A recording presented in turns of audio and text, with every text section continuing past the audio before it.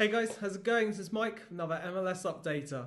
And this weekend we just have the one MLS game where San Jose welcome LA Galaxy. Going forward's not a bad thing.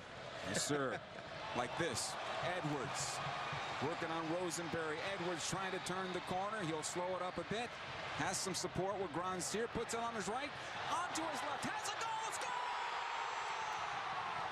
So, the LA Galaxy get back to winning ways, and that was an incredible solo effort from Raheem Edwards, which really got the team going in the pick of the bunch in a 4-1 win over Colorado Rapids, which sort of ended the visitors' chances of qualifying for the playoffs, which were already slim before kickoff.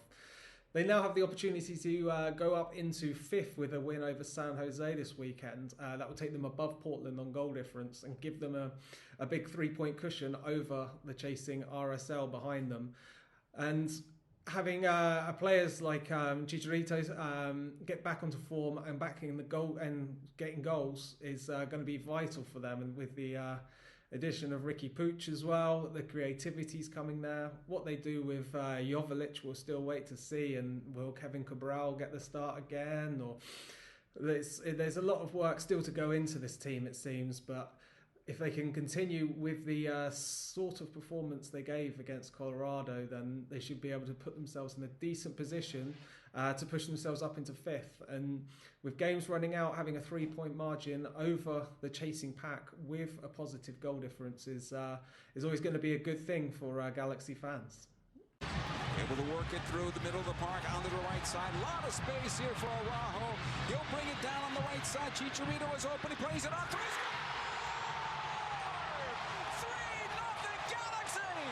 So let's talk about some of these internationals, and we've got the U20s played yesterday in the Revelations Cup, winning 3-1 over Peru. It was a impressive game from a lot of the players after a difficult start to the match. But let's focus on one of them, Diego Luna.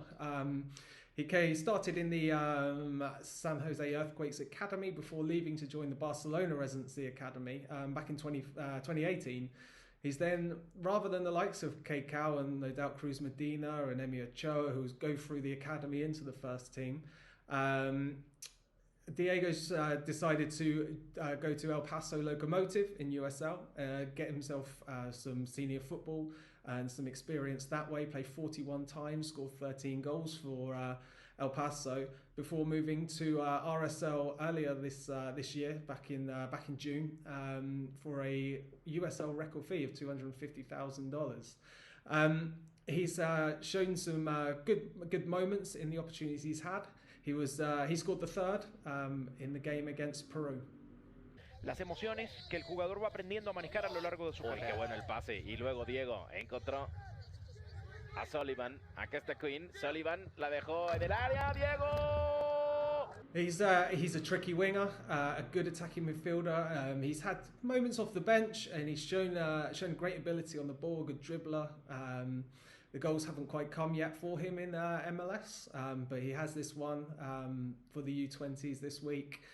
He started the last 2 games for RSL, so we're starting to see the impression he's making, and he's definitely one to keep an eye out, especially next season, to see where they decide to fit him in and where they decide to stick with their sort of formation and tactics going forward next season.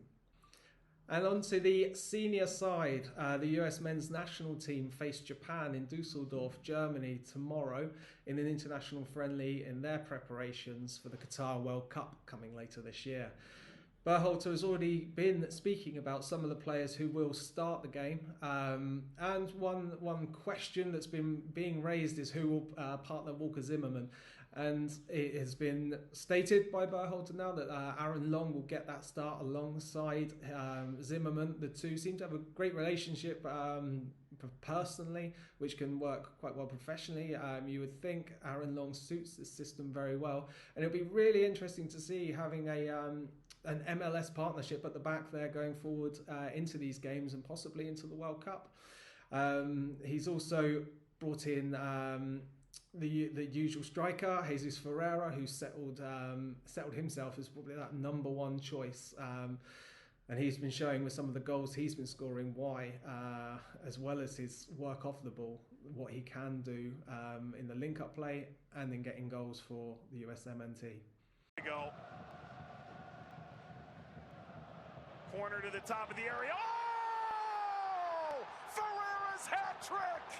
PFOC has been left out of this one. We see Sargent come back in, and Pepe after his move on loan to the Eredivisie to see if he can get a bit of rhythm back, a bit of confidence back, and this is his chance to really attempt to secure that place on the roster. We'll have to wait to see what happens. But from an MLS point of view, it's going to be great to see Long and Zimmerman playing alongside together, as well as seeing how Jesus Ferreira, the winner of the under-22 votes that were taken by the expert panel at MLSsoccer.com. And it would be great to see how he performs against this Japan side that are going to be a very tricky challenge and a great preparation going into the Qatar World Cup. We'll have to see. We'll look back next week on how well LA Galaxy do and if they can continue their trajectory towards the playoffs, or if San Jose Earthquakes can really put a damper on their celebrations from last week and really keep this playoff race alive. But you can follow me at Mike Rice 1983 on Twitter. Please like and subscribe the video, guys. Enjoy the football that we got over this weekend, both international and domestically. Take care. Bye.